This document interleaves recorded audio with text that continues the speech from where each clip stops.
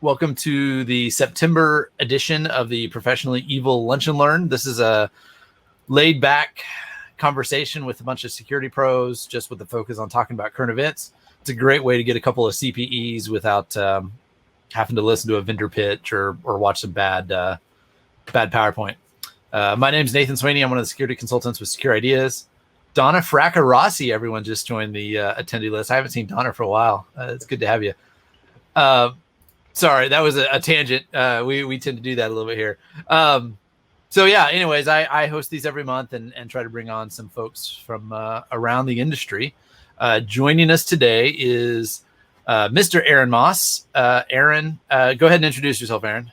Sweaney screwed up and invited me to do this today, so y'all get to hear me rant about whatever.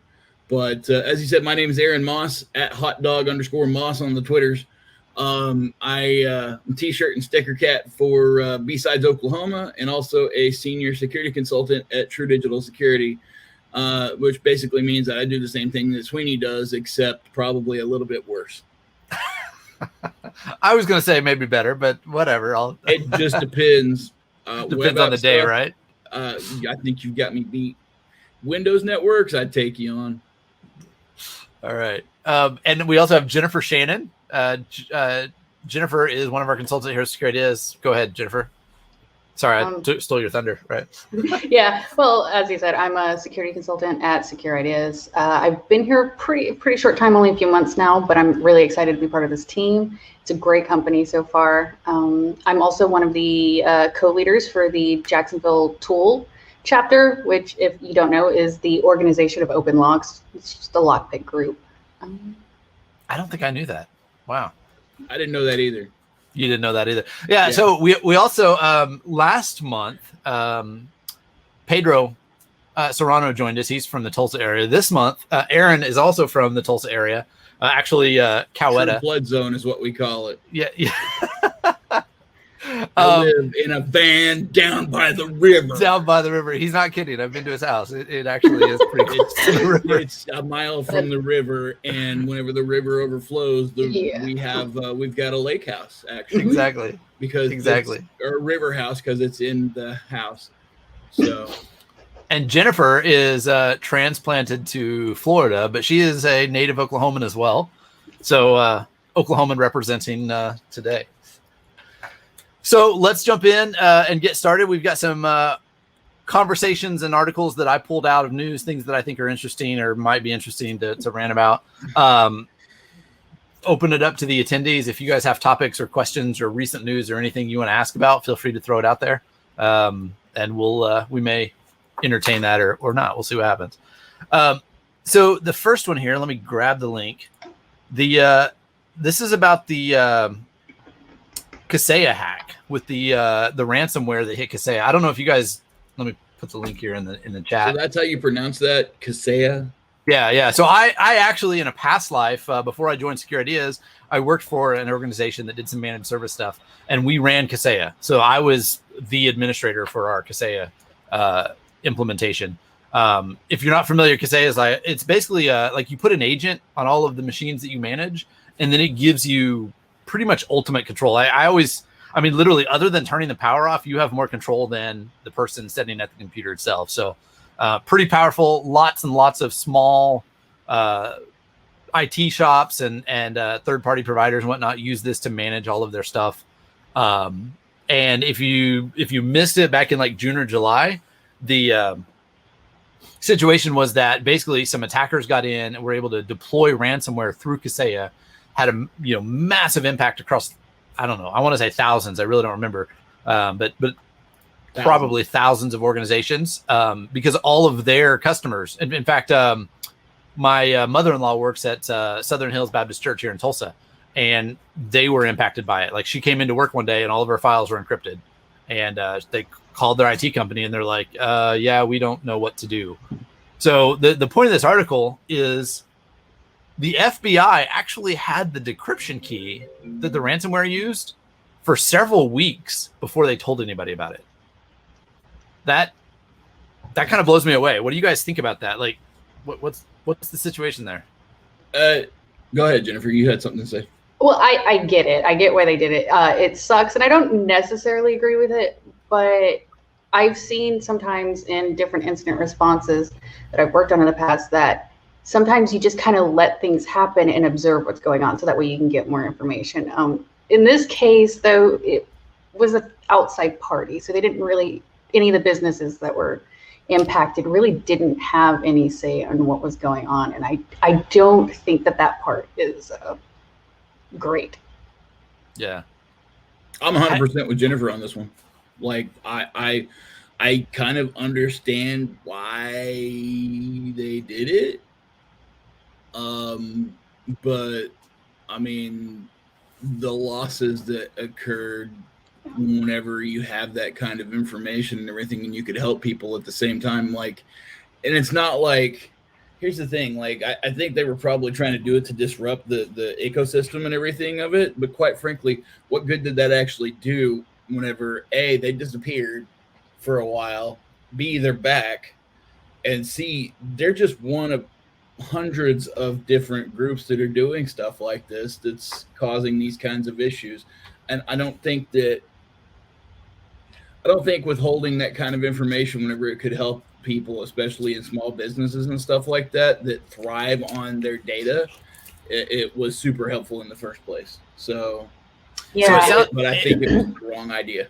Yeah, so it sounds like what I think you're both saying is that there are times maybe where the ends justify the means for a situation, right? Like as far as going through doing an investigation and letting the law enforcement try to catch the people. Mm-hmm. But is it fair to summarize what you're saying, that if the means aren't good enough, that we should go back and like how do you decide that in the situation, right? Do you say, hey, this happened and it didn't work out this time, so you're not allowed to do it next time? You know what I mean? Like, how do you make that decision? It's got to be a case by case basis. Yeah, I mean, let's be honest. If it's not a case by case basis, then there's not. There's too many variables to take into consideration here. People's livelihoods are at stake whenever something like this. Much like you. I mean, I never worked with Casey. But, I worked at an MSP where literally everything that we did affected something or somebody in a positive or a negative way. And sometimes those negative ways, like, it cost tons of money, and we had the power to basically disrupt and disable businesses altogether. Yeah. So whenever you hold that kind of power, you've got to know how to wield it properly. And I think that, I don't know, man, it was, like I said, I'm with Jennifer. I understand the thought process. The execution was, flawed. I think in this case, probably what's influencing my opinion about this is that it seems like the people that were really, really influenced or affected by it were smaller business owners who were clients of Kaseya. So exactly.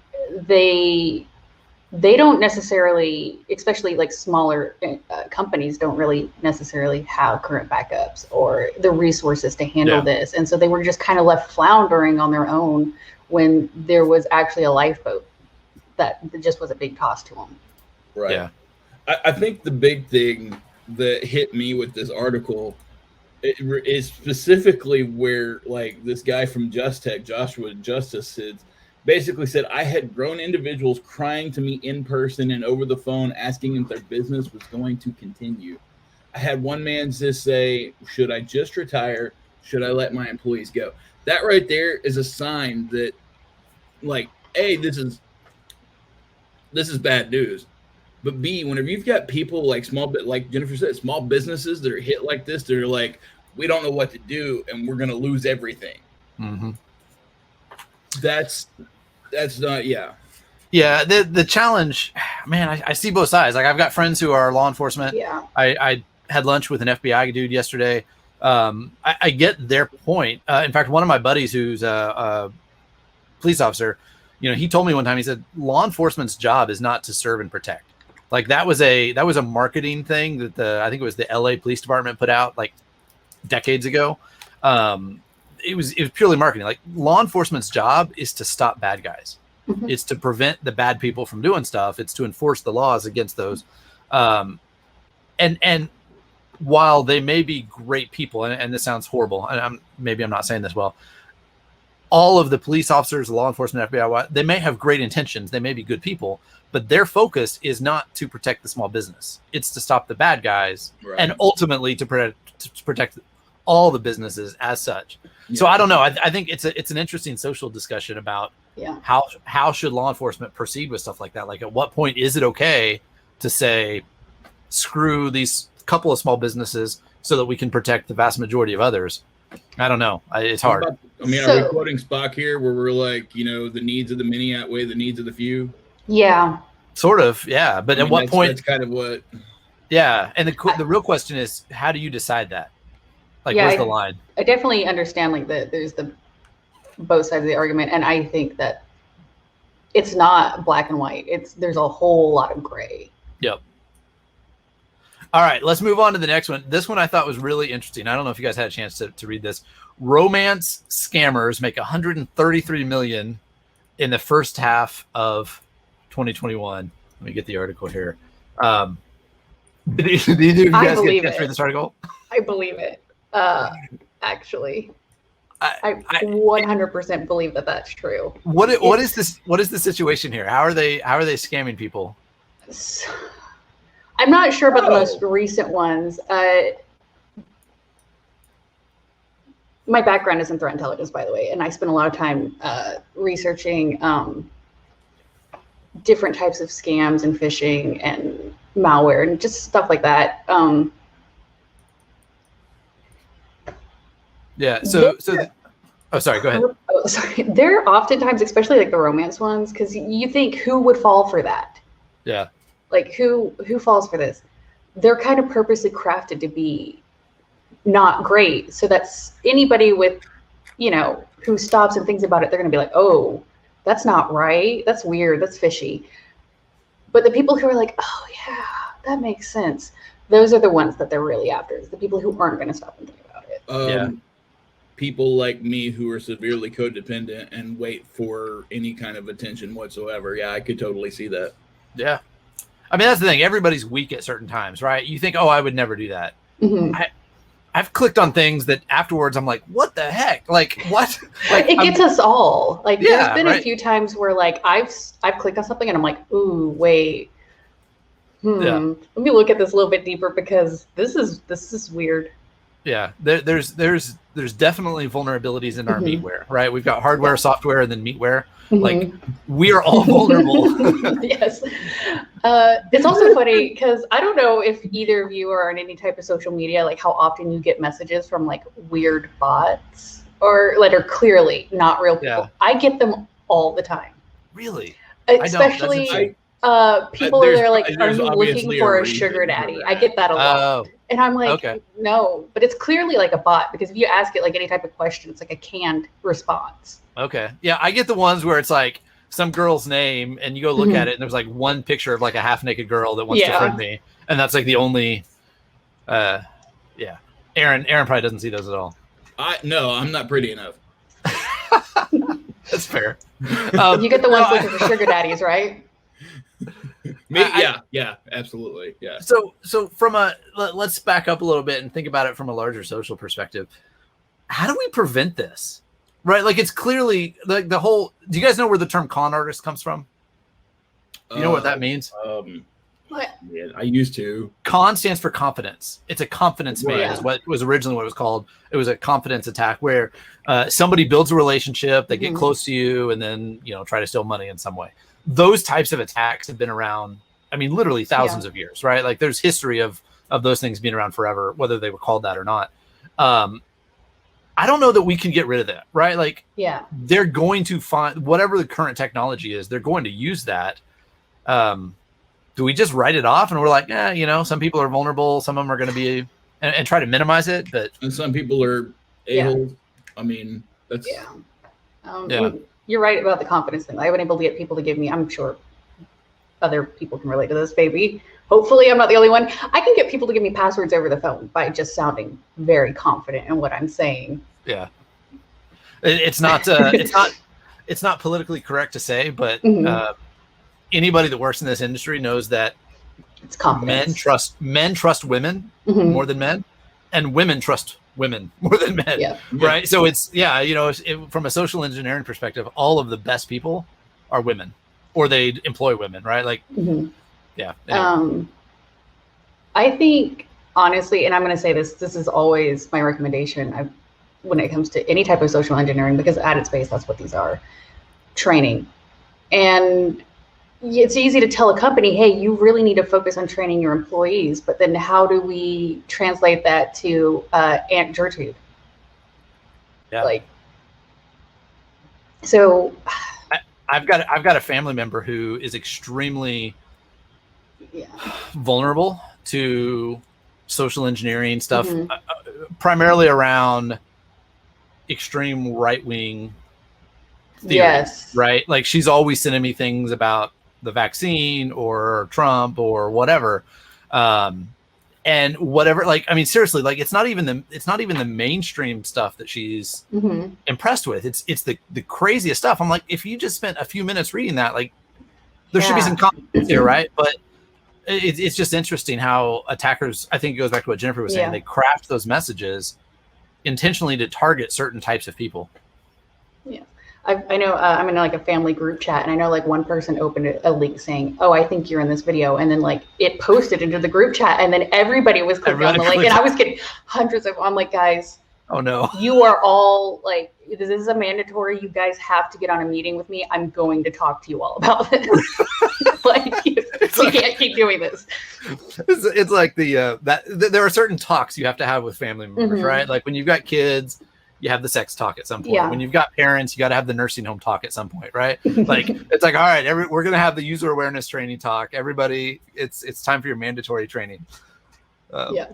All right, next one here. Microsoft is killing passwords. Passwords are dead. Yay. Long live passwords. This is interesting. Yeah.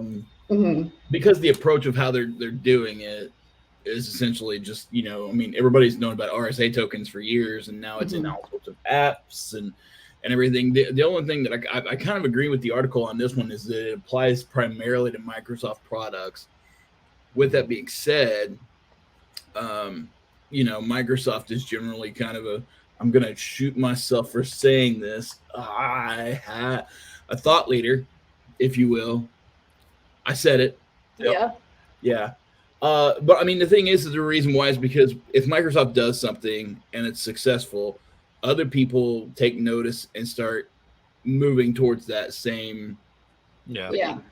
I mean, and Apple's the same way. Apple's stopped using. I mean, they haven't stopped using passwords. I still miss the phone jack. Quite frankly, I can use Face ID right now. I just unlocked my phone, right? Yeah. And so until I click it a few times, oops.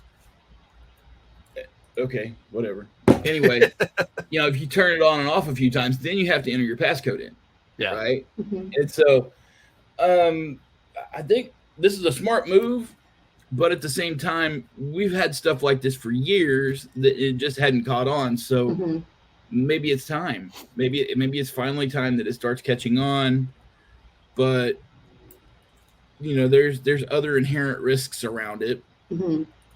So, I mean, for instance, you guys know, 2FA, you can brute force a 2FA token if you have enough bandwidth and everything, and you're not getting locked out of something fairly quickly, depending on the size of the token. Four character or 4 number tokens can be brute forced in a matter of seconds. Yeah. So and that's the question is, it's not just the MFA, it's what other controls do they have in place, right? Do they have brute force protections? Do they have account lockouts? Do they have logging and detection, stuff like that? I've ranted a lot. Aaron talked about Microsoft being kind of a thought leader. NIST is the other one that people always point to when they talk about passwords. And the 863B is the NIST authentication. Well, 863 is the authentication standard, but 63B is the one that specifically talks about passwords. And when they updated that in 2018, so that was 3 years ago now, they come out and said that passwords shouldn't need to be more than 8 characters, and you shouldn't have to change them every 90 days. And that's all the news was talking about that. And Microsoft said the same thing, like their Azure stuff. They said 8 characters should be enough and you shouldn't have to change every 90 days. I don't necessarily agree with just the 8-character limit, but I do actually kind of agree with the not needing to change it every 90 days, because you run into this issue for common users where it's a balance between security and usability. If they're constantly having to change new passwords, they're more likely to write them down somewhere. Right. Yeah. And if they have to be super complex all the time and they have to change it, it really it runs into issues for common users. Yeah. So here's the part that people miss. Like when that guidance first came out, it was all over the news, right? Everybody was talking about NIST says 8 characters is enough. Here's the thing that people miss. If you read through that actual guidance, it says like they set up different levels of authentication, right? So like the application that you use to check your bank balance is a different level of authority or security than maybe the application you use to set your thermostat, right? Like there's maybe different levels of stuff there. But basically they define anything that authentication is really considered sensitive or important. Not only do you have to have a password, but you have to have MFA, you have to have brute force protections, you have to prevent people from using common passwords, you have to prevent people from using simple words and patterns. Like there's all these different additional controls. And then in the appendix, it says, oh, by the way, none of this really applies if it's possible for folks to steal hashes and try to crack them, which is Windows, Linux, OS X, right? Like the thing is, the whole reason for these 8-character passwords, et cetera, is whatever. At the time, 8-character passwords were considered fairly secure because they were hard to crack, right? The reason we have gone up in like the character limits and just the characters themselves, adding symbols and stuff like that, is just simply to make the hashes harder to crack. Make it more difficult. Zero to do with being able to obtain a password any other way. It's just simply about making it harder to crack. And I don't know about you, but we got the cracking here at the office that I can crack up to 150, giga hashes of NTLM a second. Yeah. And so, yeah, I mean, 10, 12 character hashes are harder to crack, but quite frankly, I've got word list, gigabytes of word lists that can blow through, and then rules to go through with Hashcat. And most of the time, whenever I'm cracking Active Directory passwords, I get 60 to 70% of them within 8 hours. Right. And that includes admins. So, I mean, all I need is one. To get started. So what is this going to, do you guys remember the days of rainbow tables? Yes, I do. I think whenever I was in college, it was like one of the first things that I really was like, oh yeah. Yeah. Rainbow tables. Yeah, I had a couple sets of rainbow tables just now, but yeah, I'm sure I've got hard drives somewhere with, gigabytes of rainbow tables stored up that we never use anymore, right? Yeah. We've improved. What's that? We've improved. Yeah. Well, honestly, Hashcat made it all irrelevant, right? Like Hashcat is so stinking fast that anything under 8 characters, there's no point in having rainbow tables. Anything over 8 characters, your rainbow tables are too big to be worthless anyway, or to be useful anyway. So, back on the 2-factor auth thing, or the multi-factor types of authentication, I've got a list. I don't have a way. I can't share a picture in here, can I? I don't think I can share a picture. I'm gonna read this a little bit. So, a friend of mine basically was digging through Windows, not the source code, but kind of the source code, and they enumerated the list of biometric supports that Windows has support for. It doesn't necessarily mean that these are all implemented, but Microsoft has included a stub for all of these as far as authentication methods. Facial features, right? That makes sense. Like your face, that fits. Voice, fingerprint, iris. We've all got that. Hand geometry. I don't know, reading your palm. That's kind of interesting. Keystroke dynamics, lip movement, thermal face images, walking gait, scent, ear shape, finger geometry, palm print, vein pattern, and footprints. Scent? is the one that I sent. Is this like smell-o-vision? Yeah, exactly. I mean, obviously, like they're thinking long term into the future, right? Like, let's build for support for things that may be used in the future. It just makes me wonder what that's going to be like. It's like, sorry, you can't log into your computer today because you didn't take a shower. Tough luck. Yeah, right. Oh God, I changed my perfume. I do. Yeah, that's a good point. One of the things about fingerprints, they're not nearly as unique as a lot of people think they are. Yeah. And I can tell you, I used to work at a restaurant that had fingerprints to sign in, and I was constantly signing me in as other people because of the fingerprints. Sorry, go ahead. I know that over time, obviously, they're getting better, and different systems will be better than other ones, but they're still pretty easy to kind of get around. And the same goes for voice. Like, you just call somebody, ask them questions, and like record it, and then piece it together, and you can probably get through voice recognition questions pretty easy. Right? Yeah, you could totally go. My name is Werner Werner Brandes. My voice is my passport. Verify me. Yeah. What was that from? Sneakers. That's what it was. I never can remember. Sneakers, one of the greatest hacker movies ever. My God, nobody's seen it's Sneakers. so good. I've seen it. I watched it a few years ago for the first time, and it's a great movie. I was like, "How did I miss this?" Yeah, right. Like, yeah, I've got several people in my office that haven't seen it. I'm like, "How have you guys not seen Sneakers? It's an amazing movie." I made somebody watch Hackers with me once because I found out that they had never seen Hackers, and afterwards he turns and he looks at me. He goes, "This explains everything about you." That's great. I'm gonna throw a freebie in chat. So there's this video I saw just the other day. Basically, it's about reverse mortgages. It's Tom Selleck saying reverse mortgages are great so that you can give me your house. It's people have like cut Tom Selleck saying different things. I guess he does like a reverse mortgage commercial, but people like modified it to basically be like, yeah, you don't have anything to worry about. This is great. Just give me your house. I'm gonna take your house. Give me your house. It's pretty funny. All right, let's move on to the next one here.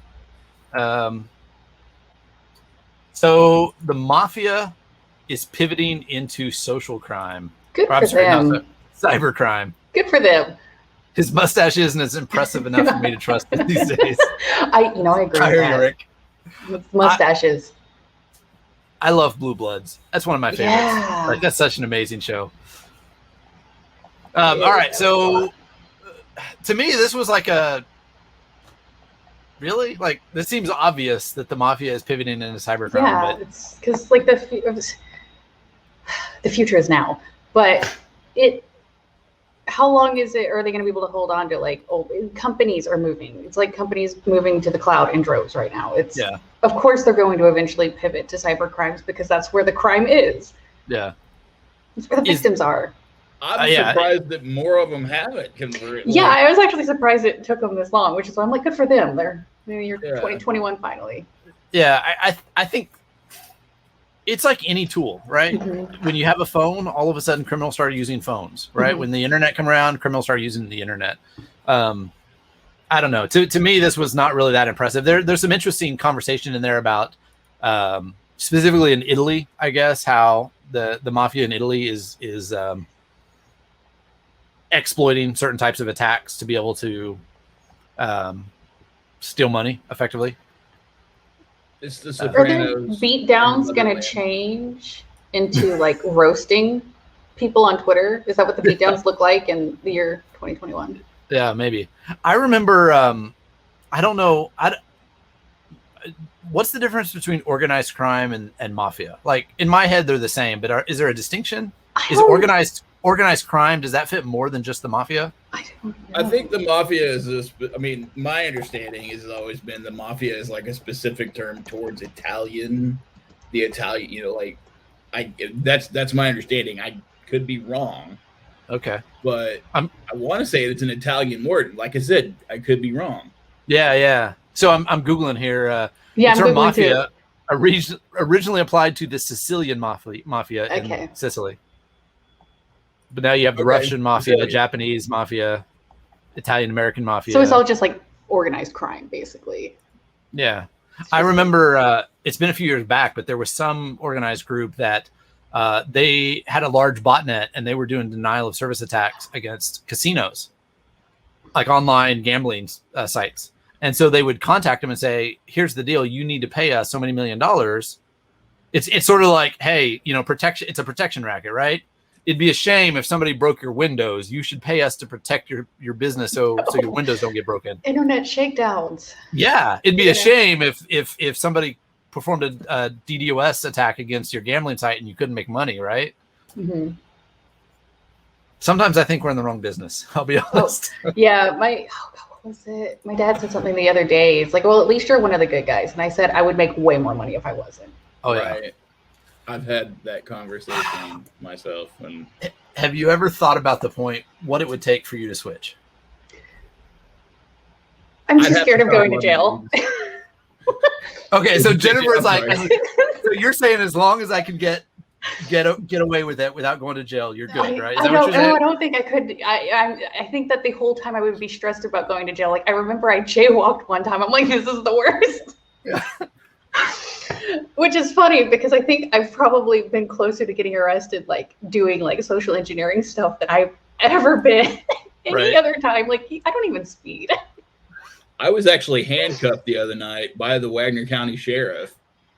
But there's a whole story behind it. We'll get into it later. I was dressed up in my Jason getup for Fall Festival to promote a haunted house attraction here in Coweta. And I have had many negative interactions with the police similar to that, but yeah. Aaron, I think I tagged you on Facebook. Did you see that? Me? So a friend of mine posted a picture of the Gideons handing out Bibles, and there was a dude that I'm pretty sure was you, dressed up, whatever your character is, whoever that is. Yeah, go look at it later. I'm pretty sure I tagged you. I'm gonna look right now because. That probably was because the Gideons actually like gave me a Bible while I was there. Yeah, I'm pretty sure. So, where is your line, Aaron? What would have to happen for you to say, "Hey, I'm going to cross over and be a bad guy"? I'd have to stop loving Jesus. That's my line. Like he rules everything as far as I'm concerned. Even though, this stuff, but I could, there's something inside of me that just keeps me from doing that stuff. I can't explain. That's fair. You titled this episode Jesus, Jail, and Jaywalking. Jesus, Jail, and Jaywalking. I love it. Elle's going to be doing the post-production on this before it goes to YouTube, so I'm sure she'll see that. That's great. I had a coworker at a previous company one time, and his thing was he wanted to be able to, he's like, if I could steal enough money to buy an island and be set for life, I would do it. Like, that was his moral level of and the problem I have is it's not just getting the island and the food and whatever else you need, right? Like, you have to be able to defend it too. Mm-hmm. You know what I mean? It's this question is kind of how I ended up in security to begin with.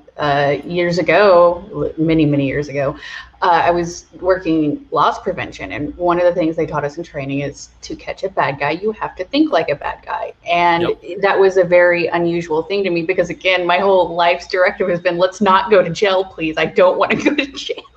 Right. It's just a personal goal of mine. Now I'm fine with it, but, and so I was already into computers, and I'm like, well, how do bad guys on computers work? And then now here I am. I'm just like, hey, I'm good at breaking things. Exactly. That goes along with our professionally evil motto. I've got a similar thing with tattoos.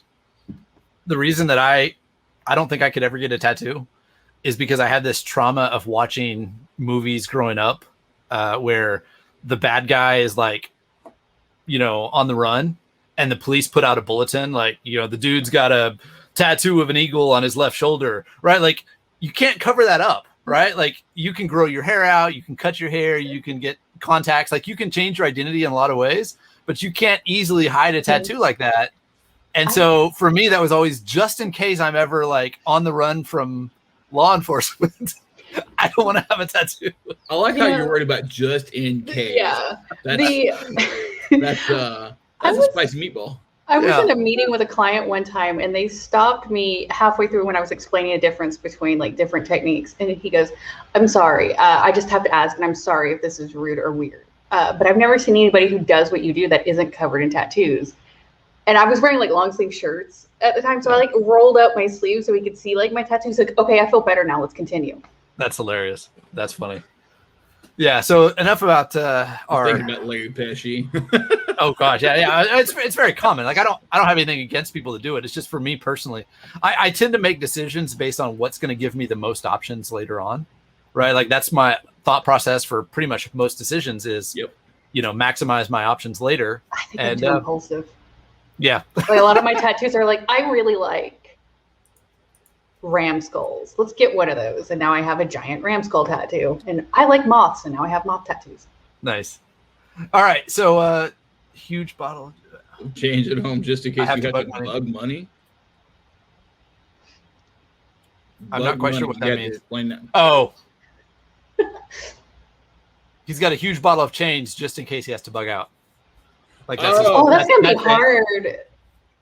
Yeah, but I imagine like there's like giant like water bottles that go into like the water machines at offices. I don't know what they're called. Yeah. So heavy. Yeah, that's true. I like a couple of bills could probably cover that.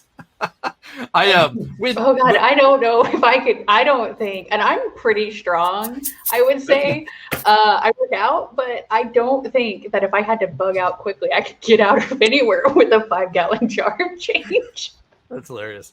Yeah. All right. Let's move on. We're getting a little. We're way off topic, but that's all right. So this next article also is important. We talked about this. Last month or maybe 2 months ago, I don't remember which, about Apple's plans to do the CSAM scanning on iMessages. And later it came out that, hey, they've kind of already been doing this with email for a while. But basically they've said, people are complaining, so we're not going to do that. What do you guys think about this? I think that I have a couple of different, probably conflicting feelings about this.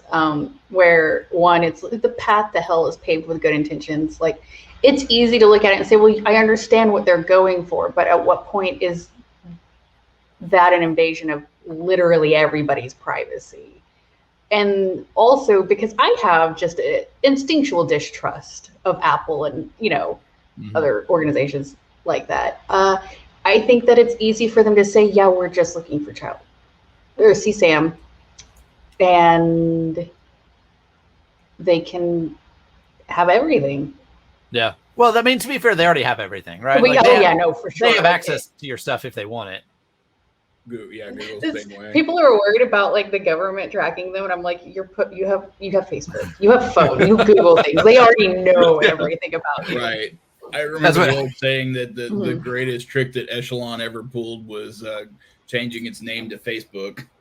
Yeah, right. So that's hilarious. I remember when the Alexa started coming out, turn it off so it didn't respond to me.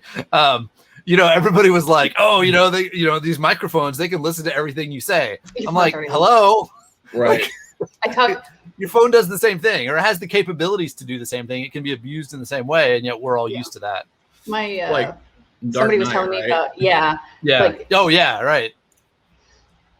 I think for me, I understand, like, because as a person, I'm like, yeah, let's stop the hurting of children. I 100% in agreement with that. But it's at what point is it too far? Again, to protect like civil liberties. It makes sense if it's like, okay, well, like if there's an investigation going on, sure, yeah, they might start collecting that. But just in general, like,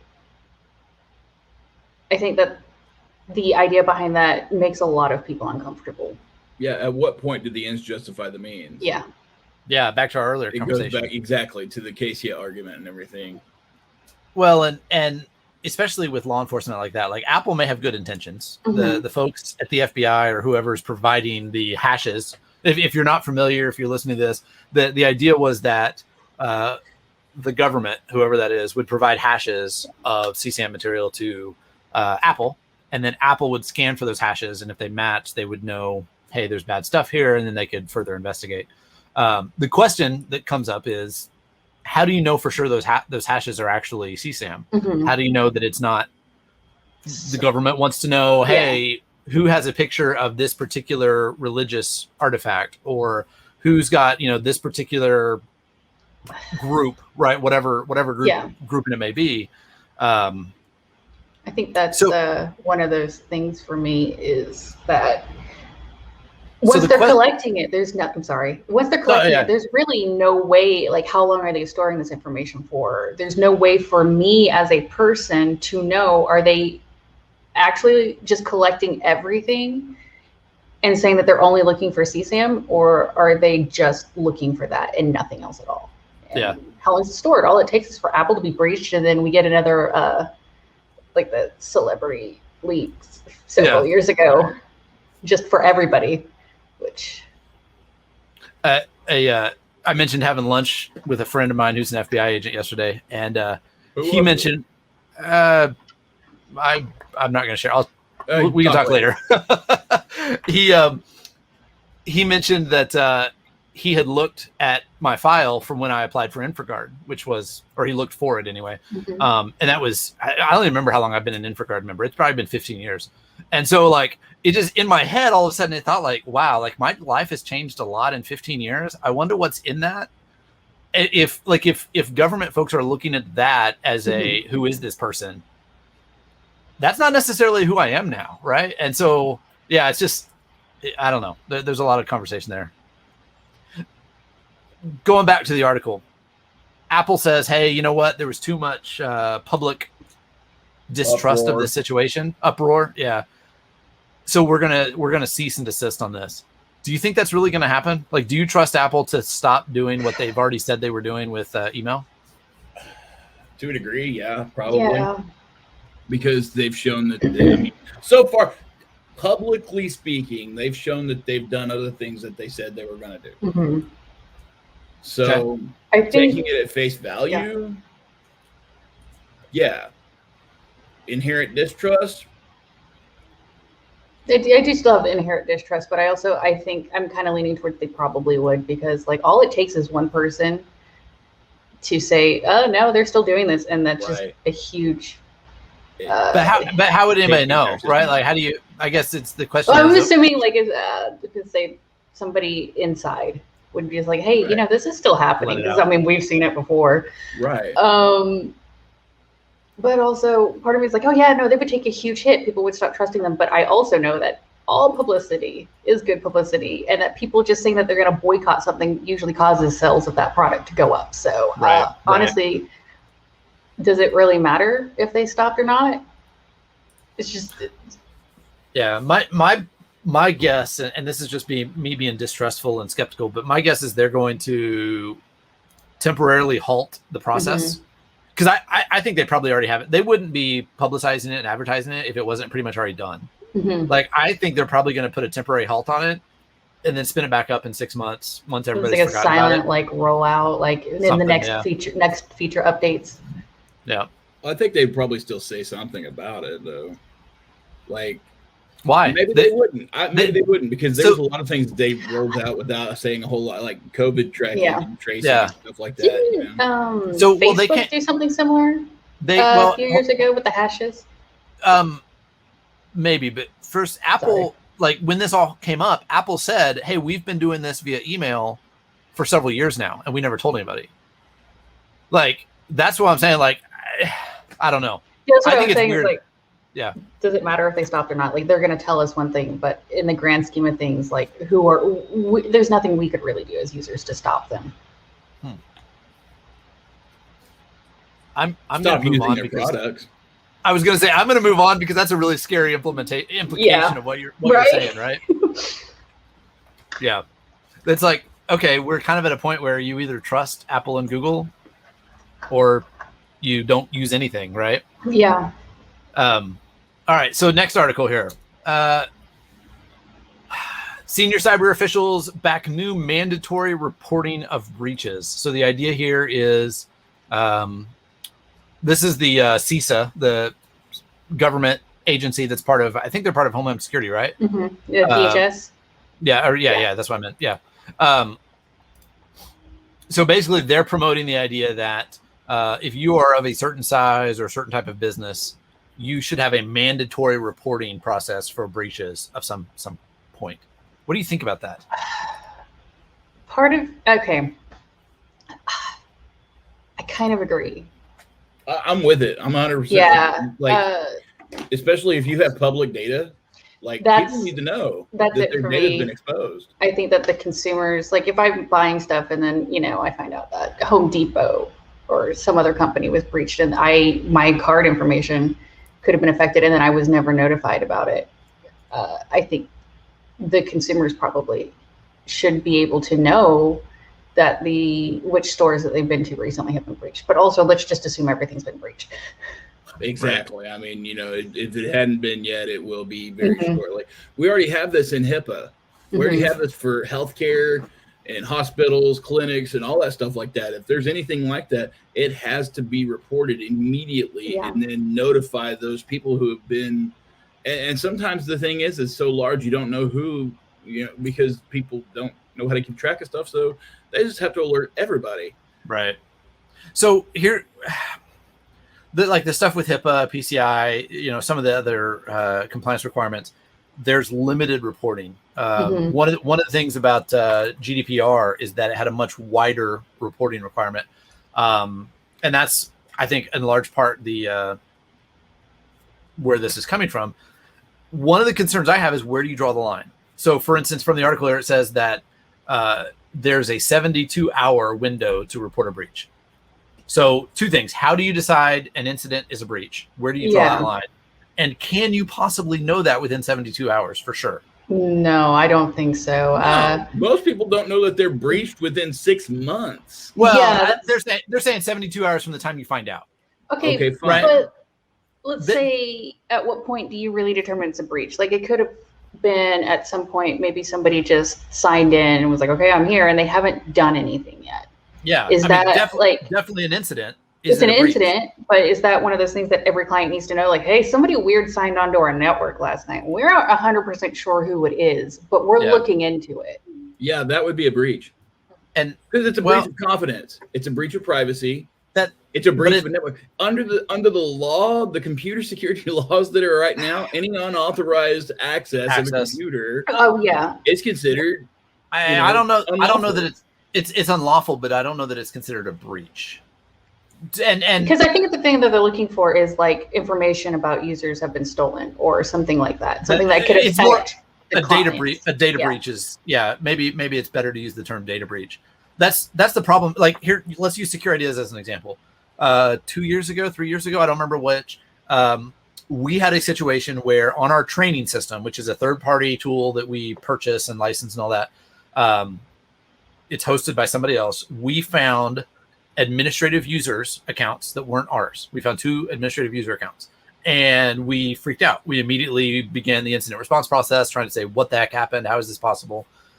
We went and we wrote a great blog post where we went above and beyond putting out as much information as possible, saying, here's the process of what we did.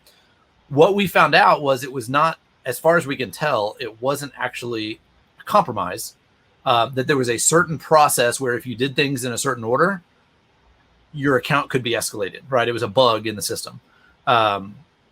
We think that maybe one of the users was doing some kind of scanning. We don't know for sure if it was an accident or if it was intentional or whatnot. But there was no evidence that they ever logged into the system. There's no evidence that they extracted data. In fact, we have evidence to the opposite, that they didn't extract data, stuff like that. Would that be considered a breach or not? They potentially had access to our stuff, but they didn't exfiltrate anything. I would say no. Configuration. I don't know. Maybe in this case, that's complicated. Follow the thought process here. There was a bug in the system that allowed them to do something, but there was no malicious intent behind it, and it just happened to happen. But what if you don't know? We don't know if there was malicious intent or not. Fine, but after proving that there was no acts, I think you can prove there was not malicious intent, because at least at that point, they hadn't used that access to do anything nefarious. Yeah. Oh, yeah. Gary's exactly right. It's a slippery slope. It's hard. It is. Yeah. I agree, 100%.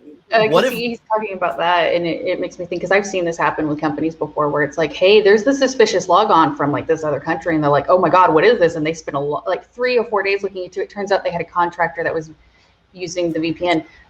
That could have, if it requires like the 72-hour notification window, it could have already been released as a breach when really it was just a contractor. And at what point? I think that there has to be a definition of what a breach is, which is what we're debating right now, right? And so once you define that, yes, this has been a breach, after you do your incident response and stuff like that, that's whenever you go into the 72-hour window. But again, it has to be clearly defined what a breach is, and somebody's going to have to come up with that definition. Yeah. And I think it's probably going to be a lot of, I mean, the thing is somebody's going to have to come out as an authority and just say, here's what we're calling a definition of a breach. And then that could slide back and forth as time goes on, whenever people push back or whatever, right? But overall, it's going to be fairly contained. And so once you have that, then you know that, okay, we've identified that this has been a breach. We have 72 hours from here to report this. Here's a portal we can go to say, here's what happened, etc.